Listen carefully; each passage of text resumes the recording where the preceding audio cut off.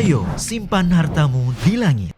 Infak dan sodakoh Bank Syariah Indonesia, nomor rekening 10352082887. Bank Muamalah, nomor rekening 301021555 atas nama Yayasan Khalid Basalamah.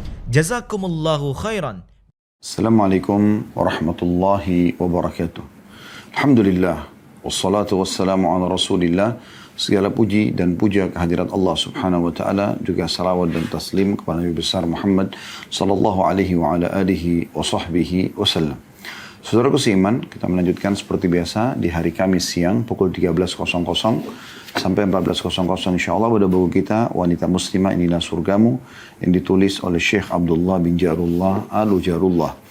Dan kita sudah membahas pada pertemuan yang lalu tentang keutamaan wanita yang taat kepada Allah, Rasulnya, dan juga suaminya. Dan sudah kita titik beratkan, ini adalah inti daripada kebahagiaan setiap muslimah.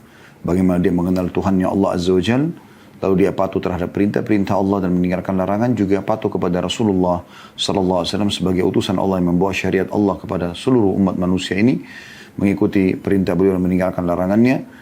Dan kemudian juga taat pada suami karena Allah dan Rasulnya yang memerintahkan untuk itu. Jadi tidak lagi melihat figuritas suami, tetapi lebih melihat kepada perintah Allah pada suami tersebut. Dan kita akan masuk insya Allah pada siang ini, semoga Allah berkahi tentang harapan dan cita-cita yang diharapkan oleh penulis tentunya. Ya. Karena penulis ini menulis banyak bab-bab tentang bagaimana wanita muslimah masuk ke dalam surga, maka beliau ingin menitip pesan tentang harapan dan cita-citanya. Jadi kalau yang bertanya apa yang dimaksud dengan judul kita, maka ini adalah yang dimaksud harapan dan cita-cita si penulis. Kita akan coba bacakan dan bedah insya Allah apa yang beliau ingin sampaikan kepada kita semua, terutama kepada kaum muslimat. Beliau mengatakan, saudariku muslimah. Dan ini berarti kita memang dianjurkan untuk membaca atau memanggil setiap muslim sebagai saudara. Kalau laki-laki saudara muslim, kalau perempuan saudari muslimah. Dan ini kalimat yang sangat baik untuk digunakan dalam menyampaikan wasiat dan nasihat. Beliau mengatakan, kami berharap saudari sudi menutup aurat secara umum. Ini wasiat beliau, harapan beliau.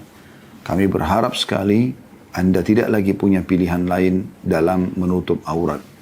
Karena memang dalam menutup aurat ini banyak sekali maslahatnya. Buat Anda pribadi karena Anda patuh kepada Allah. Juga buat kaum muslimin laki-laki yang lain. Ya, kaum muslimin laki-laki yang mungkin bisa tergoda dengan indahnya rambut Anda. Ya, dengan putihnya kulit Anda dan seterusnya. Anda selamatkan mereka dari fitnah-fitnah yang bisa bermudarat terhadap keimanan mereka, terhadap keislaman mereka. Ya. Beliau mengatakan, kami berharap saudari sudi menutup aurat secara umum seperti yang diperintahkan Allah kepada saudari. Jadi bukan karena tradisi, bukan karena perintah orang tua. Enggak, memang karena sesuai apa yang Allah perintahkan. Ya. Dan itu, kata beliau, saat berada di rumah. Di rumah maksudnya pada saat ada laki-laki yang bukan mahram, ya. Seperti banyak di antara muslimat yang punya supir misalnya, ya, atau mungkin ada orang pembantu rumah tangga, PRT, tapi memang dari kaum laki-laki. Ada sebagian rumah seperti itu ya. Ada pembantu perempuan, ada pembantu laki-laki, mungkin yang sering disuruh belanja ke pasar dan seterusnya, ini biasanya kaum laki-laki. Ini yang di sebagian rumah ada terjadi seperti itu ya. Maka beliau maksudkan saat berada di rumah menggunakan hijab sesuai apa yang Allah perintahkan. Supaya jangan keluar rumah saja, tapi dalam rumah pun pakai gitu ya. Jalan-jalan, ya, pas Anda jalan keluar, Anda tutup aurat Anda. Pasar-pasar, pesta-pesta, kendaraan umum, pesawat, dan di berbagai sarana transportasi lainnya. Atau juga di kantor-kantor. Jadi di semua keadaan ini, semua tempat ini Anda tutup aurat Anda. Ya. Kemudian beliau mengatakan, bukankah saudari telah mengetahui ancaman Allah Azza wa Jal? Ancaman Allah yang maha kuasa, maha mulia terhadap wanita yang membuka auratnya di hadapan lelaki non-mahram atau lelaki yang bukan keluarganya. Sudah kita jelaskan itu ya. Hadisnya yang dua golongan dari ahli neraka yang belum pernah aku lihat, kata Nabi SAW, di masa hidup beliau. Yang pertama adalah sosok pengawal-pengawal yang membawa cambuk-cambuk dari ekor sapi yang mencambuk orang-orang secara zalim. Dan yang kedua adalah wanita yang berpakaian tapi seperti telanjang. Ya.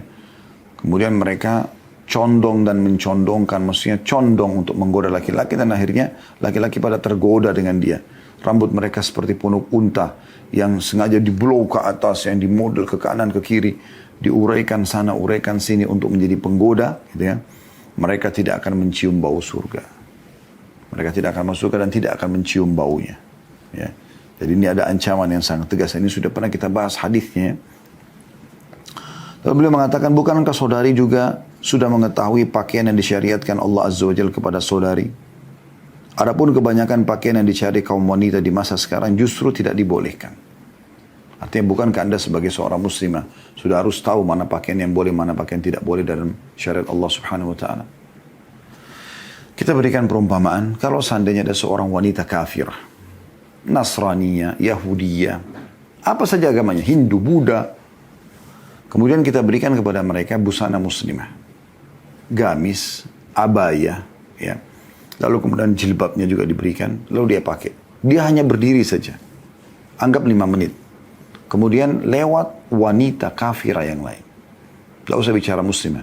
Begitu juga dengan muslimah kalau lewat. Lalu kita tanya, tunjuk orang yang tadi pakai jilbab yang bukan muslim itu. Itu agama apa?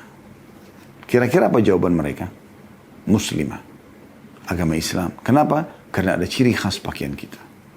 Ada ciri khas pakaian kita. Dan memang sudah seperti itu.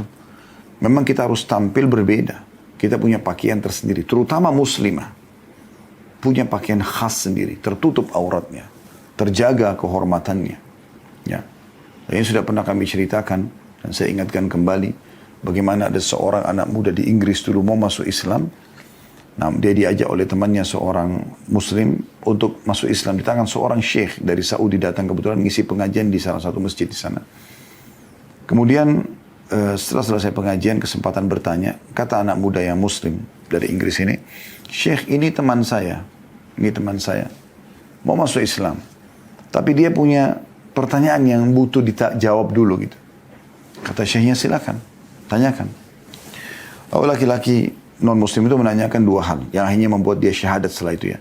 Dia mengatakan, kenapa Syekh, ya, wanita kalian muslim tidak salaman sama semua orang?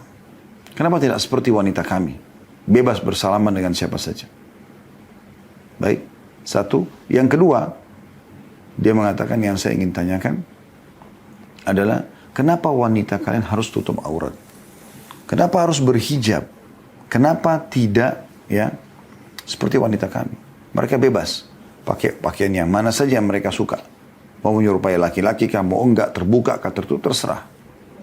Kata syekhnya, kamu sudah selesai? Dia bilang, iya sudah. Apa kata syekhnya? Dia mengatakan, kalau jawaban terhadap pertanyaan pertama adalah, saya ingin tanya, siapa yang berkuasa di negaramu ini?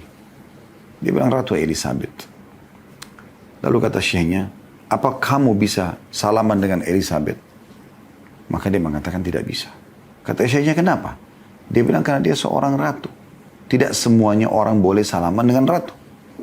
Kata syekhnya, demikianlah semua muslimah. Tidak terkecuali mereka seperti ratu. Tidak sembarangan orang bisa salaman dengan dia. Terjawab yang pertama. Yang kedua, syekhnya mengeluarkan 2 buah permen dari kantongnya. Satu terbungkus, satu terbuka bungkusnya. Lalu kemudian syekhnya berkata, kira-kira kalau saya suruh milih kamu permen ini, yang mana kamu pilih? Kata anak muda tersebut, saya akan pilih yang tertutup, yang masih terbungkus. Kata syekhnya, kenapa? Dia bilang, karena lebih bersih, lebih higienis, lebih steril dibandingkan dengan yang sudah dibuka, apalagi digeletakin di lantai. Kata syekhnya, begitulah setiap wanita muslimah. Mereka menutup aurat mereka, yang boleh membukanya hanya suaminya saja. Ini jawaban yang sangat tepat. Bahkan subhanallah, saya tambahkan ya, sudah selesai kisah tadi, bahwa setiap muslimah, teman-teman sekalian, itu tidak bisa ya, dilihat lagi auratnya bahkan oleh ayah kandungnya, saudara kandungnya kalau setelah mereka dewasa. Setelah mereka balik, sudah nggak bisa lagi. Yang boleh hanya suaminya saja. Satu orang itu saja. Dan tidak ada poliandri dalam Islam. Nggak boleh dua suami, satu laki-laki saja. Jadi betul-betul dia sangat terjaga muslimah itu. Oleh karena itu di sini beliau menyinggung masalah itu. Bukankah saudariku sudah mengetahui pakaian yang disyariatkan Allah Subhanahu wa taala kepada saudari? Tanda tanya. Adapun kebanyakan pakaian yang dicari kaum wanita di masa sekarang justru tidak dibolehkan. Maksudnya dalam syariat Allah Subhanahu wa taala. Ya. Lalu beliau mengatakan sudah menjadi kewajiban para wali untuk mewajibkan kaum wanita agar merasa malu dan mengenakan pakaian yang menutup aurat. Dan ini poin penting. Bermula dari masih kecil. Saya ulangi lagi. Bagi anda yang Allah amanahkan kepada anda anak perempuan belum balik, masih kecil, biasakan mereka tertutup auratnya. Jangan pernah izinkan anak perempuan anda keluar rumah kecuali sudah berjilbab. Biasakan dari kecil. Ya. Ini sebuah kemuliaan yang luar biasa gitu. Yang tidak bisa dianggap remeh oleh setiap orang. Karena saya punya banyak pengalaman pribadi yang saya pernah jelaskan kepada salah satu kerabat kami dulu. Dia punya anak perempuan kecil. Dari kecil pada saat saya ke rumahnya, anak kecil itu datang salaman gitu. Maka saya ingatkan, kenapa anak ini gak dipakai jilbab? Oh kesian masih kecil, nanti aja. Mulai SD, gak mau dipakaikan juga. Oh kesian masih kecil, SMP, masih kecil, mungkin nanti sudah SMA. Subhanallah, anak itu masuk SMA atau sudah balik lah ya. Sudah gak mau pakai jilbab, karena dia sudah punya teman, dia sudah punya pengaruh dari luar. Sampai kuliah, sampai selesai kuliah pun, sampai menikah pun tidak berhijab. Dan akhirnya karena desakan orang tua, dia terpaksa pakai hijab. Dan hijab pun itu karena terpaksa. Artinya dia hanya pakai di waktu tertentu saja. Hanya seperti sebuah model keluar, pakai jilbab. Kalau sempat, kalau nggak sempat buka. Kalau foto, kalau kumpul sama teman-teman, kerabat, ipar, yang juga bukan mahram, tetap aja nggak usah pakai. Nah ini poin yang akhirnya bekasnya, efeknya dari waktu kecil dibiarkan. Apapun yang Anda tanamkan di masa kecil anak-anak itu, maka itu yang akan dibawa sama mereka sampai besar. Kalau Anda sudah biasakan mereka tutup aurat, mereka sholat 5 waktu, mereka baca dan menghafal Al-Quran, mereka biasa mendengarkan sejarah Nabi SAW, mereka biasa mempelajari hadis-hadis Nabi SAW, maka mereka akan terbiasa dengan itu. Kalau tidak, maka akan terbiasa dengan alam yang lain. Dan pasti teman-teman sekalian tidak ada lagi di muka bumi ini jalan kecuali dua. Jalan Allah Azza wa Jalla, jalan Allah Sang Pencipta. Dan ini disampaikan oleh utusan Allah para nabi dan rasul, dilanjutkan oleh para ulama dan dai. Anda kalau ke jalan itu, maka pastikan Anda akan dipandu ke jalan Allah Subhanahu wa taala Sang Pencipta satu-satunya. La ilaha illallah, enggak ada Tuhan yang berhak disembah kecuali Allah, dan ujung-ujungnya surga. Dan ini jalan yang benar. Jalan yang kedua tidak ada jalan yang ketiga. Dan ini jalan yang salah yang kedua ini. Ya. Yaitu jalannya syaitan, iblis. Yang Allah sudah mengatakan, aduun lakum fattakhidu aduwa. Musuh kalian jadikan mereka. Jadikan dia sebagai musuhmu. Musuh berarti dilawan terus. Tidak ada negosiasi sama syaitan, sama iblis. Nggak ada saatnya berdamai. Nggak ada berdamai, berteman, nggak ada. Musuh abadi selamanya. Dia memusuhi kakek kita manusia pertama Adam dan nenek kita Hawa alaihi wassalatu wassalam, sampai seluruh anak keturunan juga dimusuhi sama dia. Abadi. Sampai Allah vonis dia masuk ke neraka iblis itu. Ini jalannya dia. Juru bicaranya dukun, peramal, penyamun, penyihir, ahli maksiat. Itu juru bicaranya. Anda kalau ke sana dipandu ke jalan iblis. Ujungnya neraka. Nggak ada jalan yang ketiga. Yang pertama benar, yang kedua salah. Sudah selesai. Jadi kalau Anda tidak menggunakan busana muslim yang Allah perintahkan, berarti Anda akan menggunakan pakaian yang diperintahkan oleh syaitan. Nggak ada yang lain, terbuka auratnya. Berarti semua rentetannya di situ selain dosa kepada Allah Subhanahu wa taala, apapun yang syaitan programkan di terbuka aurat Anda akan terkena. Pasti. Apalagi dengan berkembangnya medsos sekarang, ya. YouTube, Instagram, Facebook, TikTok, apa semuanya. Ini sudah luar biasa gitu. Sudah makin memvulgarkan penampilan-penampilan mereka. Tadinya mereka masih tertutup di sekitar lokasinya, sekarang bisa terpublikasi bahkan ya sampai ke internasional. Berapa banyak dosa yang dipanen dari wanita seperti ini. Karena setiap orang yang lihat auratnya dia akan berdosa. Ya. Di sini beliau mengatakan sudah menjadi kewajiban para wali, ayah dan ibu, untuk mewajibkan kaum wanita agar mereka malu dan mengenakan pakaian yang menutup aurat mereka. Supaya para walinya selamat dari hisab hari kiamat dan juga diselamatkan anaknya tadi. Seluruh pakaiannya harus diteliti. Jenis-jenis pakaian. Kecuali di rumah lain dia pakai di rumah tidak ada masalah. Ya, apalagi sama suaminya. Tapi umumnya yang dipakai adalah tutup aurat. Walaupun dalam rumah kalau ada tadi yang bukan mahram atau keluar rumah secara umum. Kata beliau karena seorang wali, terutama ayah di sini, bertanggung jawab dan memang ditugaskan menjaga dan memelihara kaum wanitanya. Istrinya, ibunya, tantenya, anaknya, saudarinya. Sebagaimana Allah menjelaskan dalam surah An-Nisa, surah nomor 4 ayat 34. A'udzu billahi minasyaitonir rajim. Ar-rijalu qawwamuna 'alan nisa. Kaum laki-laki adalah pemimpin bagi kaum wanita. Pelindung, pendidik, pengatur, itu kaum laki-laki. Di sini masuk ayah kepada anak-anaknya, anak untuk ibu, tante, saudara untuk saudarinya, suami untuk istrinya. Semuanya masuk ke dalamnya. Ya. Ini semua pertanggungjawaban yang sangat berat di sisi Allah SWT pada hari kiamat kalau dibiarkan. Dan Allah memerintahkan agar kita menyelamatkan diri kita dan mereka semua dari api neraka. Agar jangan terjerumus pada pelanggaran-pelanggaran ini. Dalam surah At-Tahrim, surah nomor 66 ayat 6 Allah berfirman, A'udzu billahi minasyaitonir rajim. Ya ayyuhalladzina amanu qu anfusakum wa ahlikum naran waquduhan nas wal hijarah. Al-ayat. Hai orang beriman, selamatkan dirimu. Peliharalah dirimu dan keluargamu dari api neraka yang bahan bakarnya adalah manusia dan batu. Bermula dari masalah bahasan hijab dan masuk kepada bahasan-bahasan yang lainnya. Tapi masalah hijab ini masalah yang besar sekali, bukan masalah kecil. Masalah yang tidak boleh dianggap remeh. Selalu berikan pakaian yang tertutup. Ya. Biasakan mereka pakai pakaian tertutup. Kecuali untuk tidur. Tidur pun biasanya, bagusnya kalaupun piyama dengan panjang. Ya. Sesekali mungkin Anda izinkan menggunakan baju pendek. Ya. Mungkin baju lengan pendek. Ya. Tapi kalau celana usahakan selalu lebih baik, lebih panjang, lebih baik gitu. Ya. Sehingga mereka terbiasa dengan itu. Biasanya subhanallah para muslimah ini kalau sudah dibiasakan oleh walinya atau orang di sekitarnya dengan hijab, dia punya rasa malu tersendiri. Ya, sampai-sampai pada tingkat kalau seandainya ada orang yang masuk nyelonong ke rumahnya lalu kemudian melihat dia tidak tutup auratnya, dia merasa malu sekali, risih. Wajahnya mungkin memerah, dia lari ke dalam kamar, mungkin dia marah. Itu ciri orang yang memang tutup aurat karena Allah subhanahu wa ta'ala. Kalau orang tutup aurat hanya karena desakan, lingkungan, keadaan, maka pastikan mereka akan ya, begitu saja. Mereka akan begitu saja. Artinya tidak ada masalah dilihat orang atau tidak dilihat orang, bagi dia hal yang biasa gitu. Ya. Ini sering kali terjadi. Di Indonesia ini sering kali terjadi gitu. Di rumah mereka nggak pakai hijab, pakai celana pendek, pakai baju tidur, sepupu datang, ya. Sepupunya bukan mahramnya, gitu kan? Atau suami tantenya, itu kan bukan mahram dia, ya.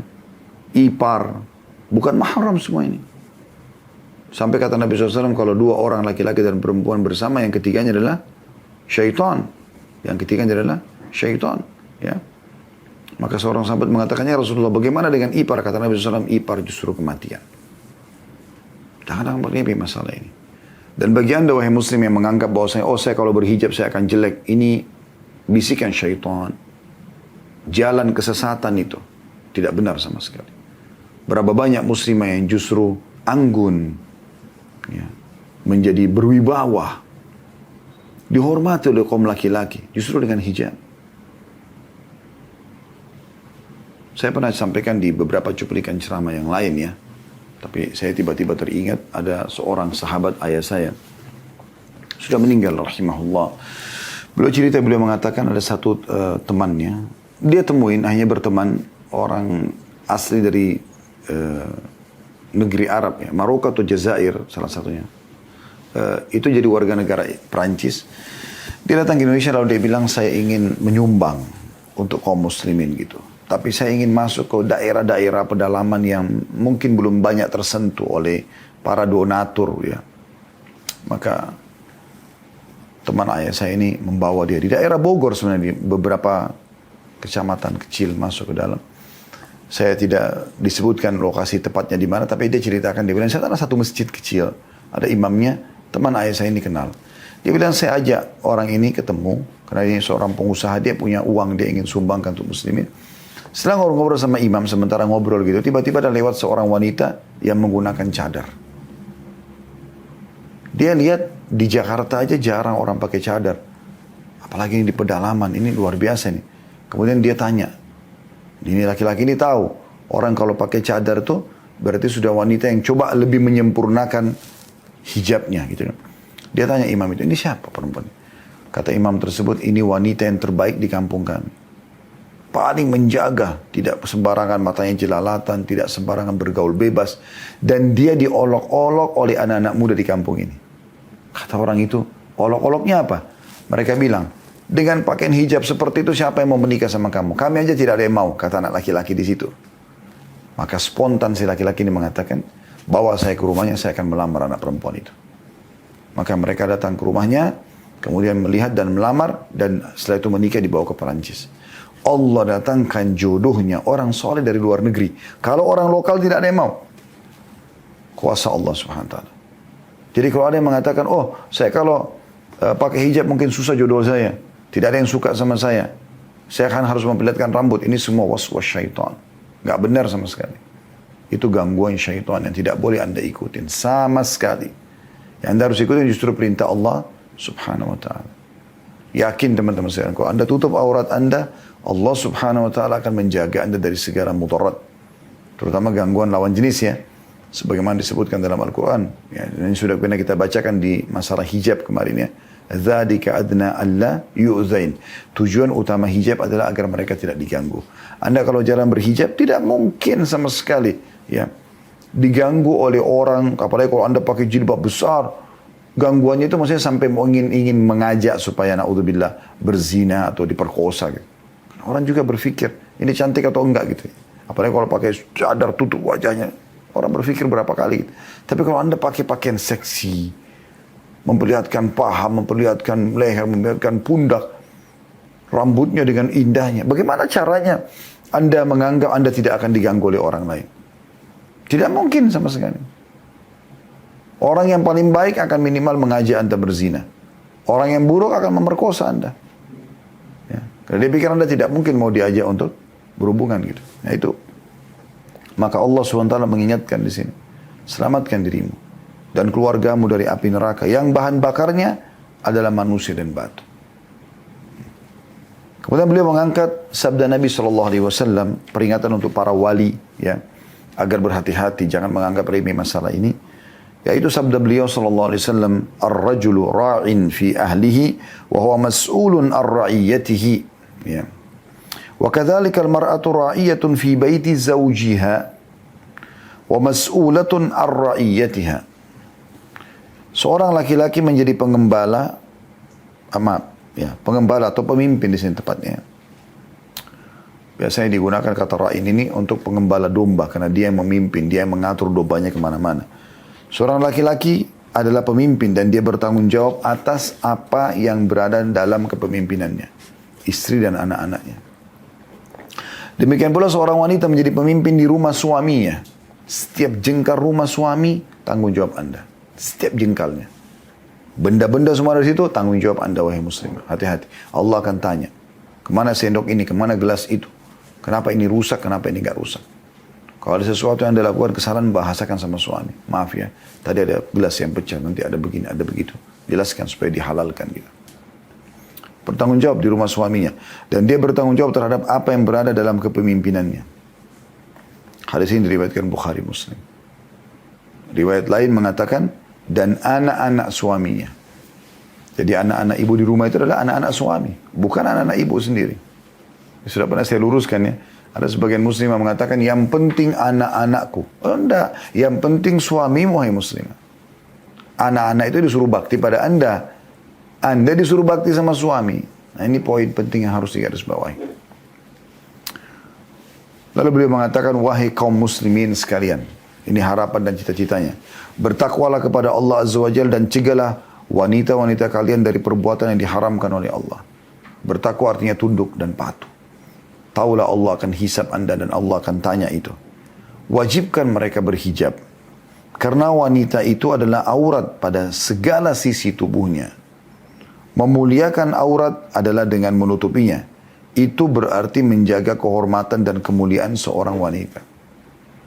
Banyak orang bercermin dengan negara barat. Orang non-muslim, kaum Nasrani, kaum Yahudi. Apakah Anda sudah tahu teman-teman sekalian? Di agama mereka pun, orang-orang yang coba mendekatkan diri pada agama. Kalau kita mungkin orang-orang yang fanatik dengan agama. Anda lihat para biarawati bagaimana? Berhijab, bahkan hijabnya besar. Jilbabnya besar. Jubahnya besar. Laki-lakinya, para rahib-rahibnya. Mereka menggunakan baju seperti gamis. Ya, menutup aurat mereka. Menjaga pandangan mereka. Di agama mereka aja seperti itu. Ya. Jadi orang-orang yang terbuka auratnya di pantai tidak berpakaian atau pakai pakaian dalam saja, apalagi sampai mengangkat cuplikan-cuplikan, semoga Allah hilangkan dari tengah-tengah kaum muslimin karena itu mengganggu gitu kan generasi muda Islam. Maka itu adalah orang-orang yang melanggar dalam agama mereka sebenarnya. Kenapa Anda contohin orang yang melanggar? Mencontohi saja orang yang agamis yang mereka tidak dianjurkan. Apalagi mencontohi orang yang maksiat di antara mereka. Kita mencontohi dalam sesama muslim saja. Dan juga mencontohi orang-orang yang soleh dan soleha. Tidak boleh kita contohi orang-orang ahli maksiat dari kaum muslimin. Kenapa Anda contohi ahli maksiatnya agama lain? Ya. Jadi perempuan pakai rok pendek, perempuan tidak pakai jilbab. Itu dalam agama Nasrani pun Anda lihat.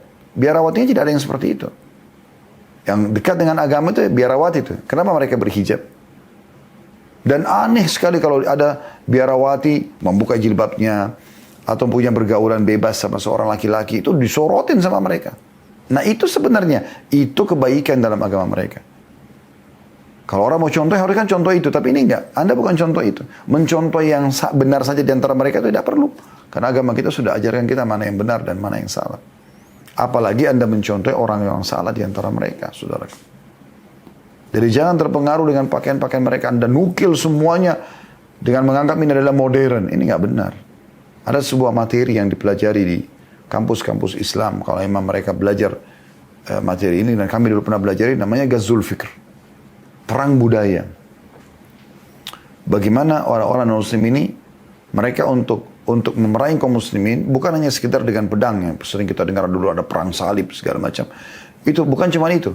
Tapi bagaimana mereka masuk ke dalam kaum muslimin untuk memerangi mereka agar mengubah agama mereka yang sudah dijadikan sebagai tradisi. Karena kita orang Islam menjadikan Islam sebagai tradisi kita, bukan tradisi yang kita Islamkan. Sehingga semua muslim dan muslimah punya standarisasi ya hukum, peraturan dalam hidup mereka.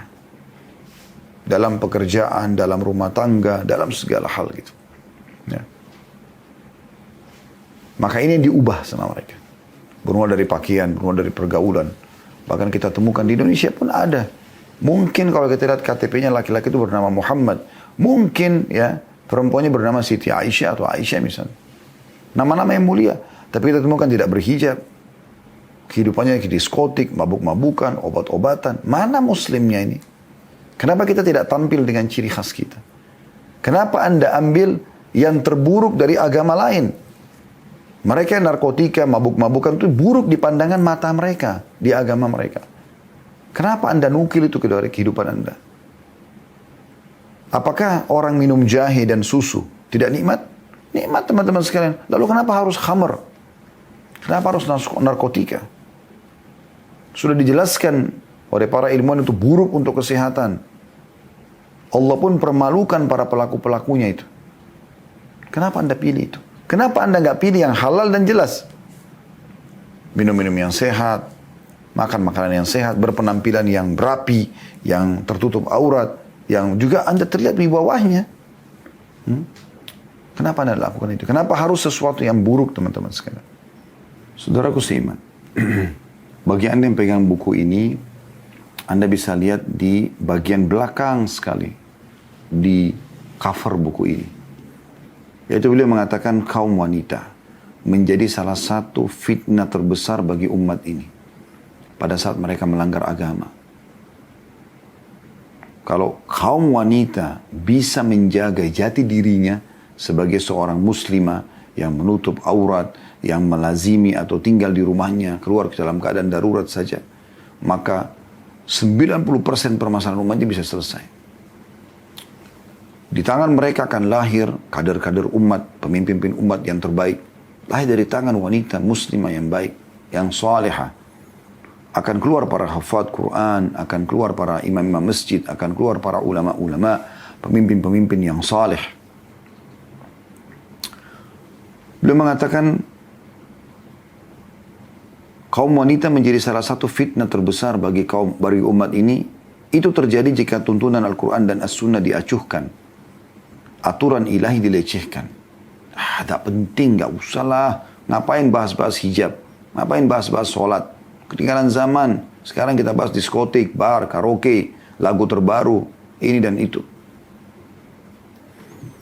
Hari ini, kata beliau, ketika dunia menyebut dirinya modern, ternyata perilaku jahiliyah masih ramai bersemi. Anda tahu dulu di masa jahiliyah, apa yang mereka lakukan? Perempuan telanjang, perempuan terbuka. Itu dikenal dengan masa jahiliyah di fase Mekah.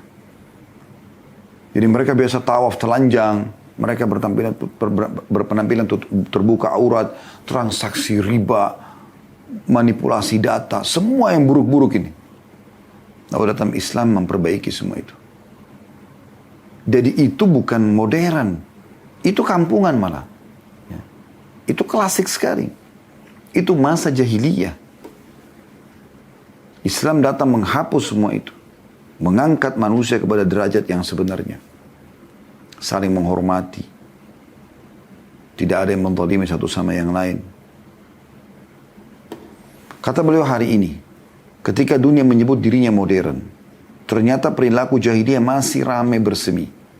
Fitrah dan jati diri kaum wanita dieksploitasi dengan selubung HAM, gender, seni dan keindahan. Jadi disuruh tampil. Penampilannya apa? Ya, lomba wanita tercantik dunia. Telanjang.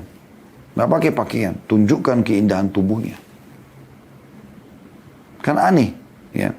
Dengan alasan itu kan hak asasi manusia. Biarin aja. Loh, kok hak asasi manusia? Ada agama yang memandu kita, saudaraku seiman.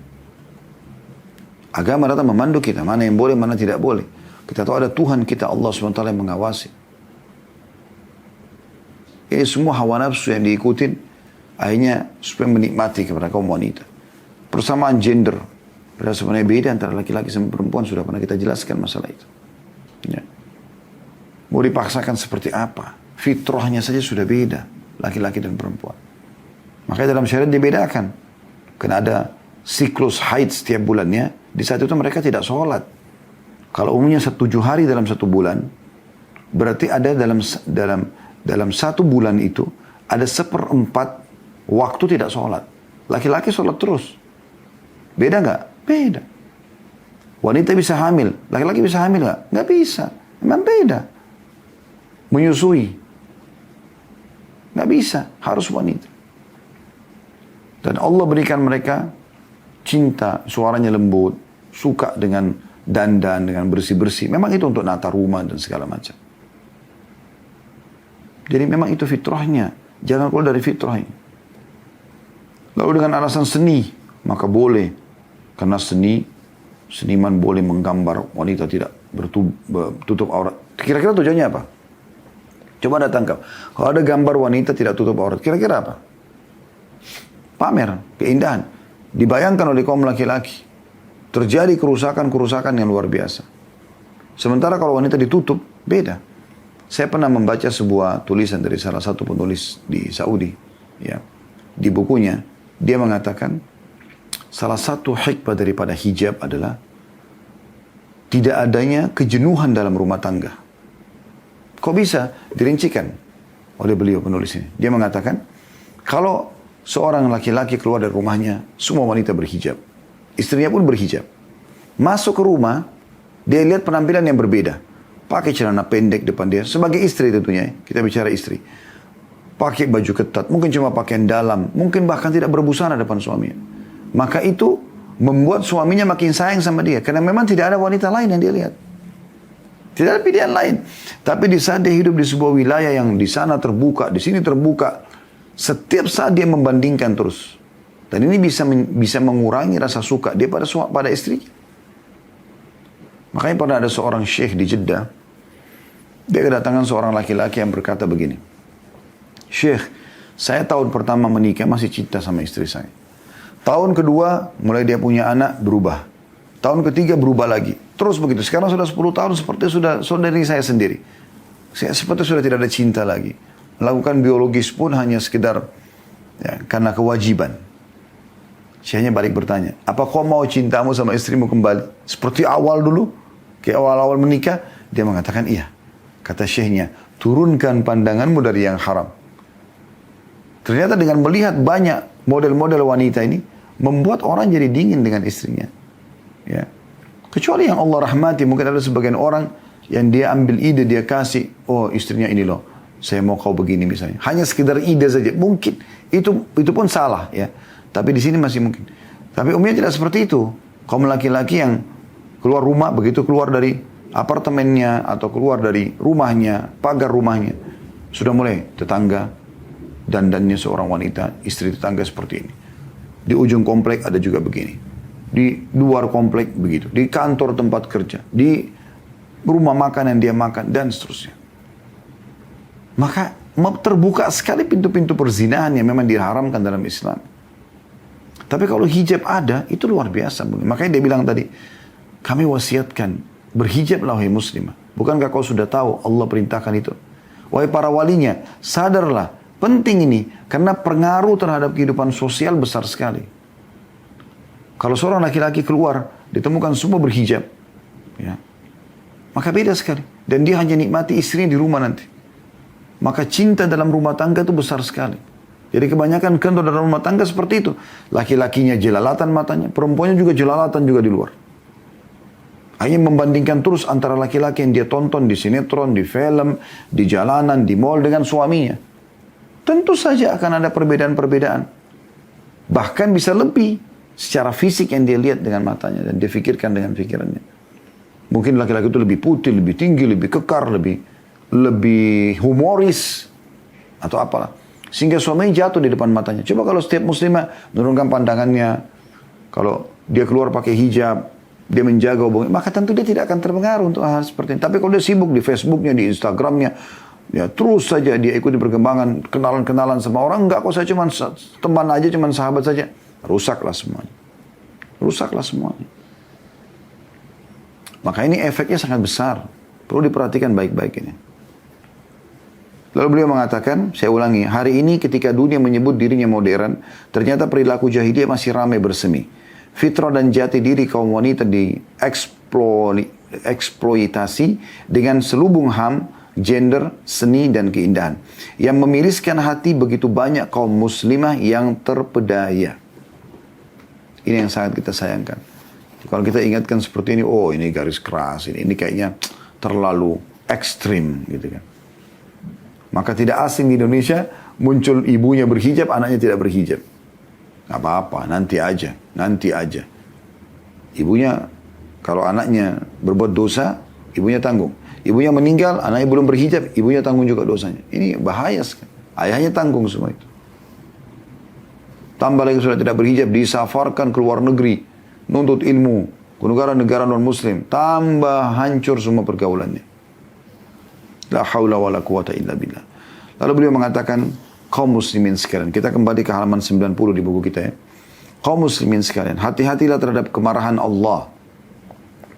Lihatlah apa yang Allah Azza wa Jal, Allah yang maha mulia dan maha tinggi perbuat terhadap Bani Israel. Bani Israel. Ketika mereka menyepelekan dan meninggalkan amar ma'ruf nahi mungkar. Mereka akhirnya terusir, terlaknat dan dimurkai oleh Allah SWT. Anda bisa baca dalam surah Al-A'raf ya. 163 sampai 167 menjelaskan tentang penduduk ya, negeri Ila yang mereka tidak amar ma'ruf nahi mungkar. Bagaimana Allah binasakan mereka. Banyak orang tidak sadar, rumah tangganya tidak langgeng justru karena loss di sini. Mereka tidak ingatkan istri untuk tutup aurat. Mereka melakukan kemaksiatan lah secara umum. Ini tidak boleh. Ya. Lalu beliau mengatakan, bertakwalah kepada Allah, hai para hambanya. Waspadalah terhadap segala hal yang diharamkan oleh Allah Azza wa Jal.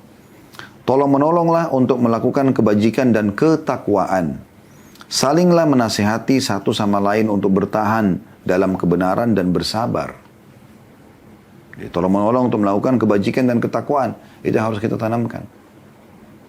Kebaikan. Tidak ada kebaikan teman-teman kecuali menerapkan apa yang Allah sudah perintahkan. Dan semuanya pasti baik. Jujur, amanah, tanggung jawab, bakti sama orang tua, jenguk orang sakit, bersedekah, dan seterusnya. Semua yang buruk-buruk dilarang. Menipu, bohong, mencuri, menggunjing, dan seterusnya. Tolong menolonglah untuk melakukan kebajikan dan ketakwaan. Salinglah menasihati satu sama yang lain untuk bertahan dalam kebenaran dan bersabar. Karena Allah selalu menolong orang-orang yang bersabar, bertakwa dan selalu bersama mereka yang berbuat baik. Bersabarlah dan lipat gandakan kesabaran kalian. Bertakwalah kalian kepada Allah Azza wa Jalla, niscaya kalian akan mendapatkan atau menjadi orang-orang yang beruntung. Terlalu banyak ayat tentang masalah takwa ya. Di antaranya surah At-Talaq, surah nomor 65, ayat 2, ayat 3, ayat 4, ayat 5. Allah sebutkan, wa may yattaqillaha yaj'al lahu makhraja. Orang yang bertakwa pada Allah, Allah berikan jalan keluar dari masalahnya. Wa yarzuqhu min haitsu la yahtasib. Dan Allah akan berikan rezeki dari tempat tidak disangka-sangka. Ayat 2, ayat 3. Ayat 4-nya di akhirnya, wa may yattaqillaha yaj'al min amri yusra. Siapa yang bertakwa pada Allah, Allah akan mudahkan perkara-perkaranya. Ayat 5-nya, wa may yattaqillaha yukaffir anhu sayyi'atihi wa yu'dhim lahu ajra. Siapa yang bertakwa pada Allah, Allah akan maafkan kesalahan-kesalahannya ya, dan melipat gandakan balasan-balasannya ya. Dan sekian banyak keutamaan takwa itu sendiri. Artinya patuh kepada Allah Subhanahu wa taala. Banyak keutamaannya ya. Lalu terakhir beliau mengatakan, penulis memohon hidayah untuk semua kaum muslimin dan muslimat. Semoga Allah menunjukkan kita jalan yang penuh bimbingan dan taufik dan menuju segala yang dicintai dan diridhai olehnya. Cukuplah Allah Azza wa Jalla sebagai penolong dan sebagai sandaran kita.